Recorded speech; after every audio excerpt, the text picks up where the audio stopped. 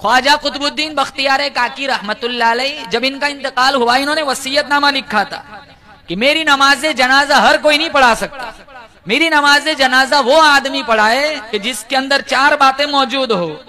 ख्वाजा कुतुबुद्दीन बख्तियार काकी रहमतुल्लाह अलैह ने वसीयतनामा लिखा, मेरी नमाजे जनाजा वो आदमी पढ़ाए बालिग होने से मेरे जनाजे के वक्त कभी भी किसी भी हाल में भी तकबीर उला कज़ा न हुई हो, बालिग होने से मेरे जनाजे के वक्त कभी भी किसी भी हाल में भी असर की सुन्नत न छूटी हो।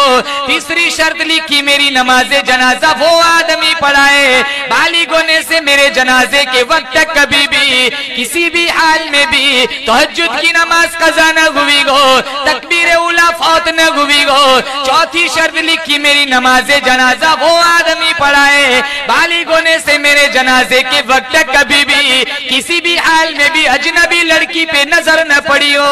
कितनी वसीयत बोलो, कितनी शर्तें? 4।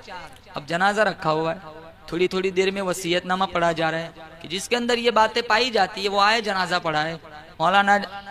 मौलाना मनाजिर हसन गिलानी ने लिखा है, इतना बड़ा मजमा था, 20,000 मुहद्दिस थे, 50,000 उलमा थे, 1 लाख नाजरा कुरान पढ़ाने वाले थे, 80,000 हुफ्फाज थे।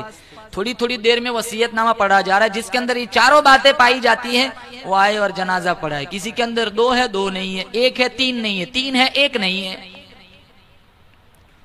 आज ऐसा होता ना, सबसे पहले वही छलांग लगा के आ गया था जिसने कभी फजर पढ़ी न होती। अच्छा, बहुत बड़े अल्लाह वाले का जनाजा है, चलो पढ़ा लो, कम से कम व्हाट्सएप पर खबर तो फैलेंगी, मेरी शोहरत हो जाएंगी। झूठों का जमाना नहीं था, आज तो शौक से झूठ बोलते, शौक से धोखा देते।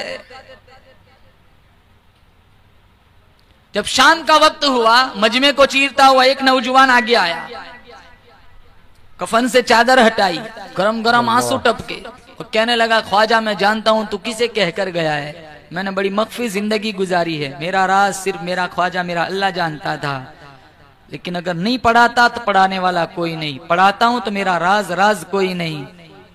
फिर कहा मजमे से, डरता इस बात से हूं कि अब तक तो 4 शर्तें मौजूद है, आगे पता नहीं क्या होगा, अगर इसके खिलाफ हो गया तो मोहम्मद मुस्तफा को क्या मुंह दिखाऊंगा। मजमे से कहा चलो सफ़े बनाओ, अल्हम्दुलिल्लाह अल्हम्दुलिल्लाह 4 बातें मेरे अंदर मौजूद है। यकीन करो वो किसी मदरसे का इमाम नहीं था, किसी मस्जिद का इमाम नहीं था, किसी मदरसे का शेखुल हदीस नहीं था, किसी इलाके का पीर नहीं था, बल्कि उस जमाने में हिंदुस्तान के तख्त पर बैठकर हुक्मरानी करने वाला ख्वाजा शमसुद्दीन अल्तमस था। बादशाह का ये हाल है तो पब्लिक कैसी होगी।